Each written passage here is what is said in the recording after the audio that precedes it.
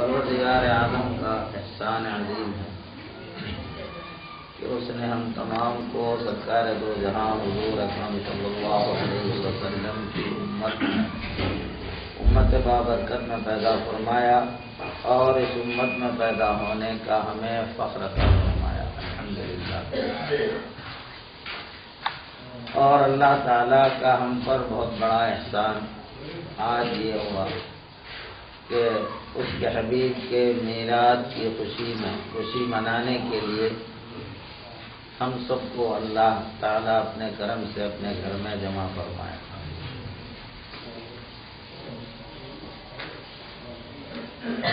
حضور صلی اللہ علیہ وسلم کی ولادت کی خوشی منانے کا جو عنوان ہے،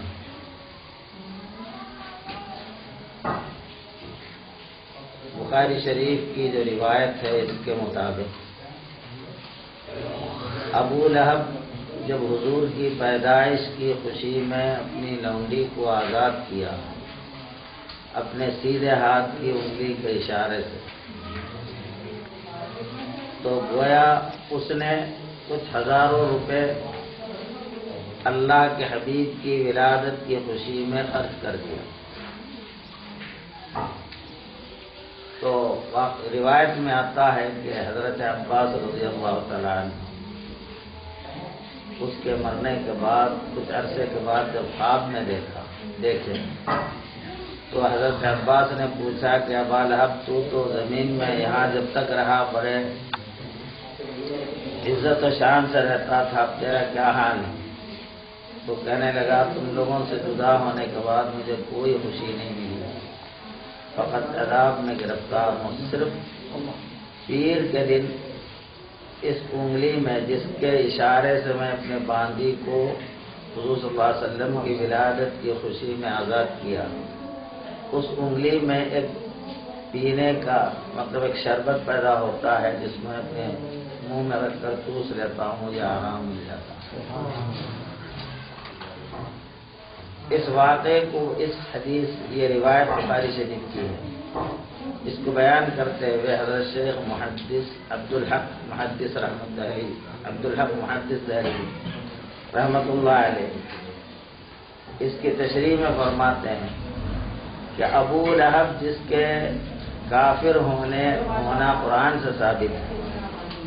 اللہ کے عذاب میں مبتلا ہونا قرآن سے ثابت ہے،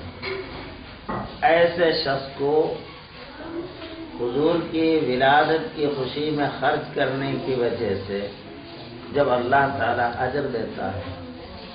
تو وہ مومن جو آپ پر ایمان لاتا ہے، آپ کی محبت اپنے دل میں رکھتا ہے، تو اس راہ میں جو کچھ خرچ کرے یا کچھ خوشی منائے تو اس کو اللہ کی جانب سے کیا کچھ نہیں ملے۔ اسلام کے تعلیمات کے روح سے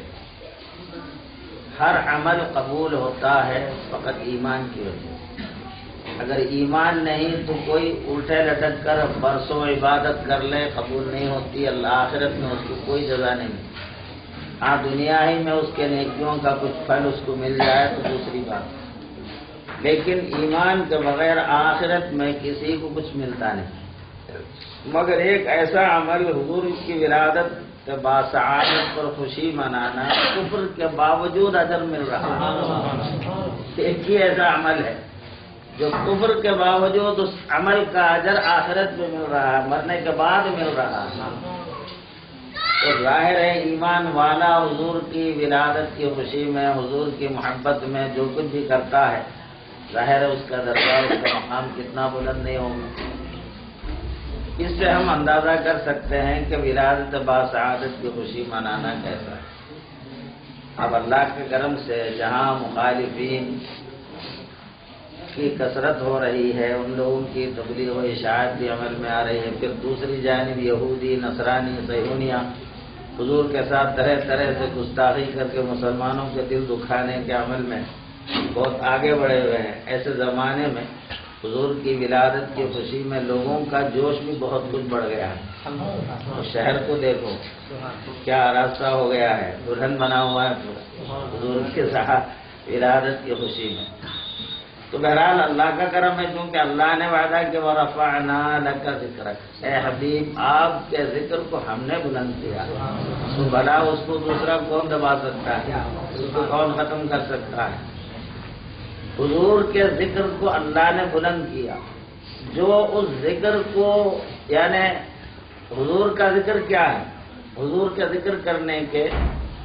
دو تین عنوانات ہیں۔ ایک عنوان تو یہ ہے کہ آپ کے درود شریف پڑھنا، اور دوسرا آپ کی سنتوں کو اپنی زندگی میں جاری و ساری کرنا۔ یہ سب سے اعلیٰ طریقہ ہے حضور کے ذکر کو جاری رکھنے کا۔ تو اس طرح اب حضور کی پیروی، حضور کے طریقوں کو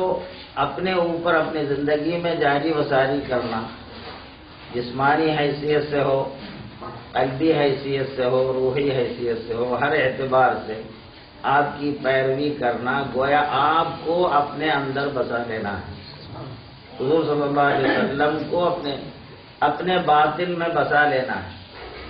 جس نے حضور کو اپنایا، ابھی حلیمہ سعدیہ رضی اللہ عنہا حضور کو دودھ پلانے کے لیے اپنی گود میں لی ہیں، قحط سالی کی وجہ سے کھانے کو نہیں، پینے کو نہیں، کھانے پینے کی تنگی کی وجہ سے ان کے سینے میں خود دودھ بہت کم تھا، اور اس وقت ایک بیٹا آپ کا تھا، حضرت حلیمہ سعدیہ کا ایک بیٹا تھا جو دودھ کی کمی کی وجہ سے رات بھر روتا رہتا، اور حضرت حلیمہ اور ان کے شوہر دونوں رات بھر جاگ کر وہ بچے کو تسلیاں دیتے، رات گزارتے تھے۔ اتنے میں مکے میں آ کر حضور صلی اللہ علیہ وسلم کو رضاعت کے لیے دودھ پلانے کے لیے لے لیتے ہیں، اپنے گود میں اٹھاتے ہیں، تو حضرت حلیمہ سعدیہ فرماتی ہیں کہ میرے سینے میں اتنا دودھ آیا کہ خود محمد صلی اللہ علیہ وسلم بھی پیٹ بھر دودھ پی کر آرام سے سو گئے رات بھر، اور حضور کا جو رضاعی بھائی ہے جو حضرت حلیمہ سعدیہ ہے وہ دوسرے سینے سے وہ بھی پیٹ بھر پی کے سو گیا۔ دونوں کو بھرپور دودھ آیا، اور دوسری طرف ان کی اونٹنی کو دیکھتے ہیں تو اتنا دودھ بھر گیا اس کے تھن میں کہ وہ دھو کر خود بھی پیٹ بھر پی لی، اور اپنے شوہر کو پلا کر چاروں بہت آرام سے رات بھر سوئے مکے میں جب حضور کو اپنے گود میں لی۔ تو ان کے شوہر نے دیکھ کر کہا کہ حلیمہ تو بڑی برکت والے لڑکے کو لے آئی ہے، اس کے آتے ہی کتنی برکتیں شروع ہو گئی ہیں۔ تو اب اس واقعے میں حضور کو جو اپنایا، ابھی تو بچہ ہے سرکار دو جہاں بظاہر انہیں اس عالم شہادت کے اعتبار سے ابھی آپ چھوٹے بچے ہیں، تو آپ کی برکتوں کا یہ عالم ہے۔ حقیقت میں تو حضور صلی اللہ علیہ وسلم کی نبوت اور رسالت کے اعلان کے بعد آپ کا فیضان حقیقی معنی میں جاری ہوا ہے۔ تو جو حضور پر ایمان لا کر، حضور کی محبت اپنے دل میں بسا کر، حضور کی پیروی جسمانی اعتبار سے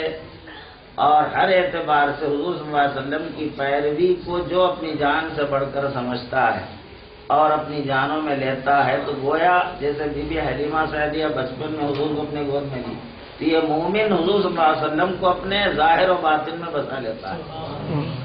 تو جو حضور کو اپنے میں لیا، جب حلیمہ سعدیہ محروم نہ رہی، تو یہ مومن جو اپنے باطن میں سرکار کو لیتا ہے وہ کیسے محروم رہ سکتا ہے؟